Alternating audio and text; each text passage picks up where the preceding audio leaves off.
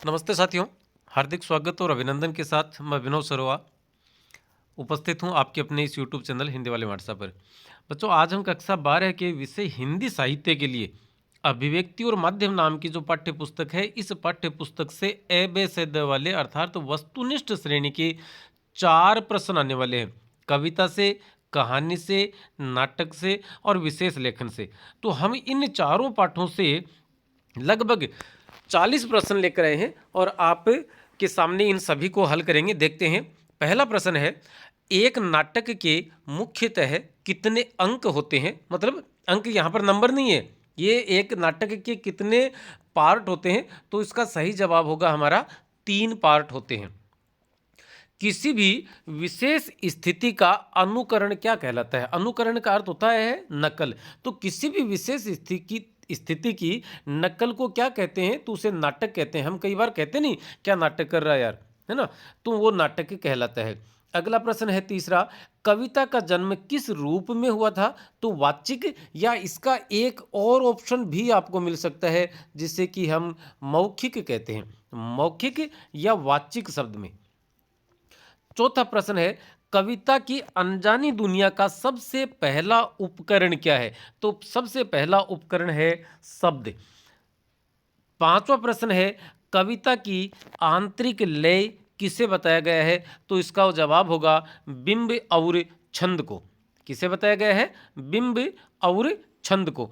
छठा प्रश्न है, इंद्रियों कविता को इंद्रियों से पकड़ने में सहायक होते हैं, या कौन से पार्ट या कौन से जो अंग हैं वो सहायक होते हैं? तो सही जवाब होगा बिंब और छंद। सातवां प्रश्न है, सुमित्रा नंदन पंत ने कविता के लिए किस प्रकार की भाषा पर बल दिया था? तो चित्रात्मक भाषा या भाषा की चित्रात्मकता पर। आठवां प्रश्न है, कविता के घटक किससे परिचालित होते हैं या संचालित होते हैं? तो कविता के घटक हमेशा परिवेश और संदर्भ से, मतलब वातावरण, परिवेश और संदर्भ से संचालित होते हैं। नववां प्रश्न है, नाटक लिखते समय नाटककार को नाटक की किस मूल विशेषता को ध्यान में रखना चाहिए? तो जवाब होगा समय का बंधन। 10वां प्रश्न है, नाटक के प्रत्येक अंक की कम से कम कितनी अवधि होनी चाहिए? तो इसका सही जवाब होगा 48 मिनट, 48 मिनट। 11वां प्रश्न देखते हैं, साहित्य की सभी विधाओं में नाटक के सबसे ज्यादा निकट कौन सी मानी जाती है? तो वह है कविता। 12वां प्रश्न है, नाटक का सबसे जरूरी व सशक्त अंग या सशक्त माध्यम क्या होता है? नाटक का सबसे जरूरी और सशक्त अंग क्या है? तो वह है संवाद या डायलॉग्स। अगला प्रश्न है, साहित्य की सभी विधाओं में जीवंत माध्यम कौन सा माना जाता है? तो साहित्य की सभी विधाओं में सबसे जीवंत माध्यम जो है वह नाटक होता है, क्योंकि नाटक को ही रंगमंच पर खेला जाता है और जब तक नाटक को खेला नहीं जाता तब तक वह नाटक अपूर्ण भी माना जाता है। 14वां प्रश्न देखिए कि साहित्य की सभी विधाओं में से कौन सी विधा वर्तमान काल में घटित होती है? तो इसका जवाब भी होगा नाटक। नाटक हमेशा वर्तमान काल में ही घटित होता है, क्योंकि नाटक को हमेशा रंगमंच पर मंचित किया जाता है या खेला जाता है। 15वां प्रश्न है, कहानी का केंद्रीय बिंदु किसे माना जाता है? तो कहानी का केंद्रीय बिंदु कथानक को कहते हैं। 16वां, कहानी को रोचक बनाने के लिए कौन सा तत्व आवश्यक होता है? तो कहानी को रोचक द्वंद्व बनाता है। दो अलग अलग प्रकार की शक्तियां हैं, एक के काम में दूसरी रुकावट डालती है, तो उसे ही द्वंद्व कहा जाता है, मतलब हीरो और विलेन वाला रोल। 17वां है, कहानी को गति प्रदान करने वाला तत्व कौन सा होता है? तो कहानी को गति हमेशा संवाद प्रदान करता है। कथानक को आगे बढ़ाने का काम कौन करता है? तो वह द्वंद्व करता है। 19वां प्रश्न है, कविता की संरचना का मूल तत्व क्या है? तो कविता की संरचना का मूल तत्व संवेदना माना जाता है। 20वां प्रश्न है, जनसंचार के माध्यमों में सबसे पुराना माध्यम कौन सा है? तो वह है प्रिंट माध्यम या प्रिंट मीडिया या मुद्रित माध्यम। 21वां, समाचार की शुरुआत में कौन से दो ककार होने आवश्यक हैं या कौन से दो ककार होने चाहिए? तो क्या हुआ और कौन आया। तो क्या और कौन ये दोनों सबसे महत्वपूर्ण माने जाते हैं। पत्रकार कितने प्रकार के होते हैं? तो पत्रकार 3 प्रकार के होते हैं, पूर्णकालिक, अंशकालिक और फ्रीलांसर। फिर है 23वां, समाचार लेखन में कक्कार कितने होते हैं? तो आप जानते हैं तो कक्कार 6 होते हैं। किसी समाचार को कितने भागों में बांटा जाता है? तो 3 भागों में बांटा जाता है। कौन कौन से 3 भाग? इंट्रो है, बॉडी है और समापन है। 25वां प्रश्न है, उल्टा पिरामिड शैली निम्न में से किस सृजनात्मक लेखन में उपयोगी है? तो वह है समाचार। सुव्यवस्थित, सृजनात्मक व आत्मनिष्ठ लेखन क्या कहलाता है? तो वह फीचर कहलाता है।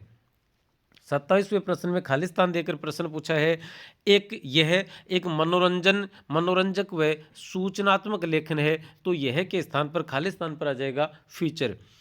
28वां प्रश्न है, विशेष रिपोर्ट कितने प्रकार की होती है? तो विशेष रिपोर्ट 4 प्रकार की होती है, विवरणात्मक, विश्लेषणात्मक, खोजी रिपोर्ट और इन डेप्थ रिपोर्ट। कुल मिलाकर कितने प्रकार की होती है विशेष रिपोर्ट? 4 प्रकार की होती है। आगे देखिए 29वें प्रश्न में वो विशेष रिपोर्ट के जो चारों अंग हैं वे चारों अंग यहाँ पर आ चुके हैं। देखते हैं, आमतौर पर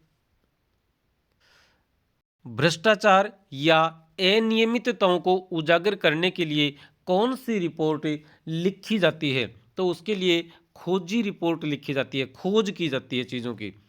अखबार में जनमत को प्रकट करने वाला माध्यम क्या है? तो संपादक के नाम, जनता के द्वारा लिखी गई चिट्ठियां या पाठकों के द्वारा लिखे गए पत्र। 31वां प्रश्न है, एक अच्छे साक्षात्कारकर्ता में कौन कौन से गुण होने चाहिए? तो एक अच्छे साक्षात्कारकर्ता में धैर्य हो, कूटनीति हो, संवेदनशीलता हो, जवाब से प्रश्न बनाने की कला हो। तो सही जवाब हो जाएगा उपयुक्त सभी। 32वां प्रश्न कहता है कि संवाददाताओं के बीच उनकी दिलचस्पी और ज्ञान के आधार पर काम का विभाजन क्या कहलाता है? तो उसे बीट कहते हैं। मतलब कई बार ये पूछा जाता है कि बीट किसे कहते हैं? तो पत्रकारों या संवाददाताओं को उनकी दिलचस्पी और उनके नॉलेज के आधार पर काम का विभाजन ही बीट कहलाता है। आगे चलते हैं 33वां प्रश्न में कि तथ्यों की खोज व विश्लेषण पर जोर किस माध्यम में दिया जाता है? तथ्यों की खोज और विश्लेषण पर जोर विशेष रिपोर्ट में दिया जाता है। अच्छे लेखन के लिए आवश्यक नहीं है, ये ध्यान से देखें, आम बोलचाल की भाषा, लेखन में कसावट, वाक्यों की जटिलता और लेखन में विविधता। तो आम बोलचाल की भाषा तो बेहद ज़रूरी है, लेखन में कसावट भी होना ज़रूरी है, वाक्यों की जटिलता और लेखन में विविधता। तो अच्छे लेखन के लिए वाक्यों की जटिलता आवश्यक नहीं है।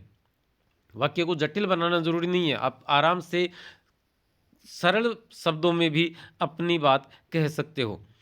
35वां प्रश्न है, पत्रकारीय लेखन का सबसे जाना पहचाना रूप क्या है? तो पत्रकारीय लेखन का सबसे जाना पहचाना रूप है समाचार। 36वां प्रश्न है, किस रिपोर्ट में सार्वजनिक तौर पर उपलब्ध तथ्यों, सूचनाओं और आंकड़ों की गहरी छानबीन की जाती है? तो जो पहले से उपलब्ध हैं उनकी गहराई में जाएंगे तो इन डेप्थ रिपोर्ट मानी जाती है। किसी अखबार की आवाज़ माना जाता है उसके संपादकीय पृष्ठ को। अगला प्रश्न है, आम तौर पर विचार परक लेख अखबार के किस पृष्ठ पर प्रकाशित होते हैं? तो वे संपादकीय पृष्ठ पर प्रकाशित होते हैं। और 39वां या आखिरी प्रश्न है, निम्न में से विचार परक लेख नहीं है। तो विचार परक की बात करें तो आप फीचर जो है वह विचार परक नहीं है। विचार शामिल कर सकते हो, जरूरी नहीं कि शामिल किए ही जाएं, लेकिन संपादकीय में एक विचार होता है, लेख में एक विचार होता है और टिप्पणी भी किसी न किसी विचार से ही प्रभावित होती है। तो सही जवाब इसका क्या हो जाएगा हमारा? फीचर लेखन विचार परक लेख नहीं है। चलिए आज के इस वीडियो में फिलहाल इतना ही। नमस्ते, धन्यवाद, जय हिंद, जय भारत।